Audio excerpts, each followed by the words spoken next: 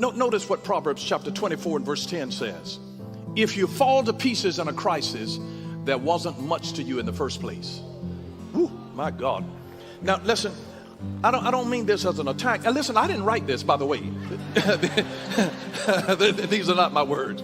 But if you fall to pieces, you know, in a crisis, there wasn't much to you in the first place. You know, if you fall to pieces in a crisis, it's not to say that you were a bad person. It's not even to say that you were a weak person. It is to say that you were a person who was not properly anchored. You just weren't anchored. There is a significant difference between being weak and being anchored. Storms will blow you away, even if you're strong, if you're not anchored. And so it's not a matter of strength. It's a matter of being anchored. When your life goes through a storm, you got to be anchored and trust the one who called you. I want you to realize this. Your purpose never changes, even in a storm. God does not shift and reassign your purpose because you go through a storm. Your purpose is still your purpose. It is crazy. It is crazy that if I go through a dark period in my life, if I'm going, it's like sitting on a train and I go in a dark tunnel. And I can't see out of the window, but I was looking out of the window, but now I can't see because I'm going through a dark tunnel. Ever been in a dark place? Ever gone through a dry period? If you go through a dark tunnel, that's not the time to say, hey, let me out of here and start freaking out. You sit back and trust the conductor. And I'm just telling you, there is a conductor that even while you're going through darkness and you can't see out of the window to the left nor to the right, trust the conductor. Trust the engineer that's up there. They can see what you cannot see. Their perspective is not the same. There's a light on the front of the train that you can't see from your seat. He is never in darkness. He is light. Trust the conductor whenever you go through a dark spell. But just remember that even strong people fall to pieces if they're not anchored. You got to have somebody when you go through a storm to anchor you. Sometimes the very children that you taught will rise back up and start feeding you the very stuff that you fed them. And I'm telling you, it'll bless you. It will bless you. It will bless you. And a beautiful thing even about anchoring, sometimes you're stressed out and freaking out over stuff. And sometimes all you need is a good night's sleep. Sometimes a good night's sleep will anchor your soul. Because you know, if you don't sleep well at night, you're sort of irritable the next day. You'll snap at people and be sharp with them, cut them off. And it's just because you're tired. You're just tired. And so sometimes you just need a good night's sleep. I love the words of John Steinbeck that said that it's a common experience that a problem difficult at night is resolved in the morning after the committee of sleep has worked on it. What a blessing that is. Sometimes you'd be surprised that sometimes you can just commit things to God in prayer at nighttime and you'll wake up in the morning time and you'll just know what to do. Somehow you just have a knowing. You don't know at what time it entered into you, but you can just wake up with clarity and you know what to do. You know what to do. You know what to do. But every person who is great, whoever becomes great, they become great, you know why? Because they have addressed a problem in life. Just think of anybody that we consider to be great. They are considered great not because of what they did for themselves, but because of what they did for someone else. Whether it is Mother Teresa, whether it was Gandhi, whether it was Martin Luther King Jr., whether it was Nelson Mandela. If anybody that we esteem to be great, they're great not because of what they did for themselves, it's because of what they did that made the life of other people more comfortable. And here's what I would say is that whenever a person starts a business, that business should be an answer to a problem. Otherwise, it will flounder, it will fail, and it will be unfulfilling. If what you produce is not an answer to somebody's problem, it's in vain. You're wasting your time, and it's going to be unfulfilling to you in the long run. Now, I know that the God of all comfort comforts us in all of our trouble and all of our suffering. He comforts us. But I would say this, don't just suffer for the sake of suffering. Don't just suffer for the sake of suffering. Here's what I would say. Stop unnecessary suffering by employing wisdom. Stop unnecessary suffering by employing wisdom. How many of you all know people, please don't raise your hand because you'll incriminate your family. that did stupid stuff to bring stuff on themselves, and they caused their own suffering because of something stupid that they did, and they wrecked the car that you paid for, and they drove your insurance up, and they did this, just stupid stuff. They get in trouble with stupid stuff that you know that they know better than. You know they know better. I know they know better. And it just messes you up. Stop unnecessary suffering by employing wisdom. Now, if you don't have wisdom, you know what to do about it.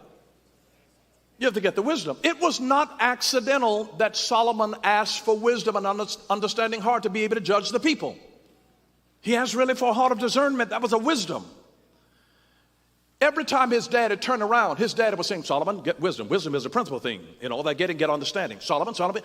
Every time he opened his mouth, Solomon, get wisdom. Solomon, get wisdom. So now, here he comes, a big time. God allows him to write a blank check. What do you want? Anything in the world. All he had heard of in his life, Solomon, get wisdom, get wisdom. He didn't have to think twice. It didn't take him 2 seconds to think of it. Solomon said, give me wisdom. Give me an understanding heart that I can judge the people righteously. I need wisdom. I need wisdom. It had been put in him since childhood. From the time he was born, he started telling that boy, get wisdom, have some sense, so that you don't go through unnecessary suffering by simply employing wisdom. James chapter 1, verse 5 and 6. If you need wisdom, ask our generous God and he will give it to you. He will not rebuke you for asking, but when you ask him, be sure that your faith is in God alone. Do not waver, for a person with divided loyalty is as unsettled as a wave of the sea that is blown and tossed by the wind. And so I would say to you, just go ahead and seek God for that wisdom. And if you don't seek God for the wisdom, please understand that when you seek God for the wisdom, sometimes God brings that wisdom through human beings. So it doesn't always have to come right from the horse's mouth. It can come through somebody that knows God. Sometimes that wisdom is in your mother, is in your daddy, is in your brother, your sister, is in a neighbor. It can be in somebody that you know, because God's answer to every problem is always a person. So you pray and ask God for wisdom. God will put somebody in your path and you'll recognize this is the wisdom of God. This is not a coincidence. God is talking to me. Anybody know what I'm talking about? So I would say stop unnecessary suffering by employing wisdom. Here's the second thing that I would say. Find meaning in necessary suffering through perspective. Find meaning in necessary suffering through perspective. There are some things that you must go through. The Apostle Paul told Timothy, he says, Timothy, endure hardness as a good soldier of Jesus Christ. You got to go through this. Change your perspective. Change your perspective. Change your perspective. Remember Hebrews 5:8? This is talking about Jesus. Even though Jesus was God's son, he learned obedience from things he suffered. Not just because God just supernaturally infused it in him. If Jesus learned obedience from things that he suffered, how much more are we going to learn from the stuff that we suffer? So shift your perspective. Find meaning in necessary suffering through your perspective. Here's what I would say to you. Turn your wounds into wisdom. Turn your wounds into wisdom. Turn your wounds into wisdom. I would say it this way. Turn your wounds into a message, not into an identity. Don't let what happened to you become your identity. Turn your wounds into a message. Think of everything that happens in your life. It's sent like a message that is designed to go into the future. What is God saying through this? God is going to use your failures and your successes for his glory. He'll use your ups and your downs, in sickness and in health, for riches and for poverty. God will use all of it for his glory. Just turn it. Listen, please hear this. You are not your wounds, but your wounds carry a message.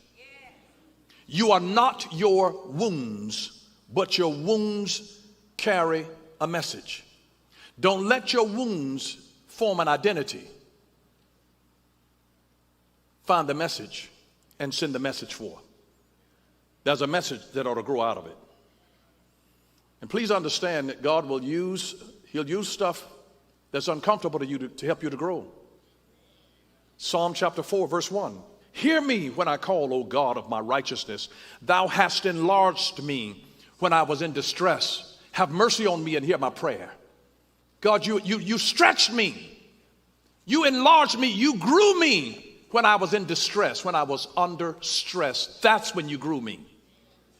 Stress is a growing thing. It really is. You can grow more under stress. It's uncomfortable, but it'll take you to a greater place of comfort.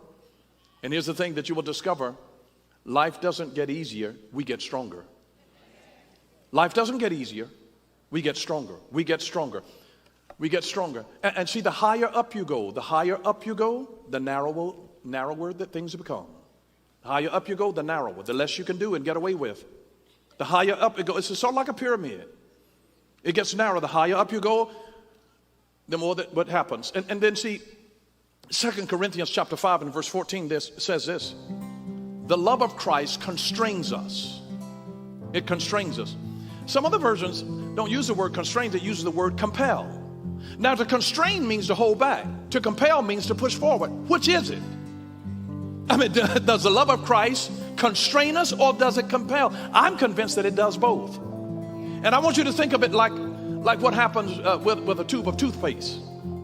You constrain it, you grip it, and you squeeze it. That constrains it, but it also compels the paste to come out of the other end. And that's what happens with your life, that God will constrict you, put you in a binding situation where you can't do everything that you want to do. And it constricts you. He gives you, and God is doing you a favor when he does this, he gives you limited resources.